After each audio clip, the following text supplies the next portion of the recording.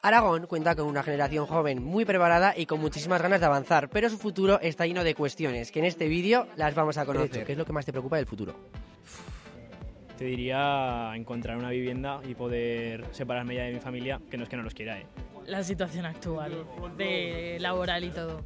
¿Creéis que os podréis independizar aquí en Zaragoza en un futuro? Buah, pues como están las cosas yo creo que no. Está jodido, pero bueno. ¿Ahora mismo? Ahora mismo no. Una vez que hayas comenzado a trabajar. Seguramente tampoco, porque como me tengan un año trabajando de becario, como suele pasar con los abogados ahora, y no cobrar nada, pues creo que aún me quedan unos años para poder independizarme. ¿Te gustaría quedarte aquí en Aragón o intentaríais probar suerte fuera? Yo Aragón sí puedo, pero también acá habrá que comer, ¿o qué? ¿Cuál es el sueldo mínimo al que aspiras? Su contrato indefinido depende, pues así de entrada aspiraría como mínimo a unos 2.000, 2.500. Depende cómo te posiciones y el tiempo, pero Entre el base. si llega a 2.000, si llega a 2.000, las base. gracias.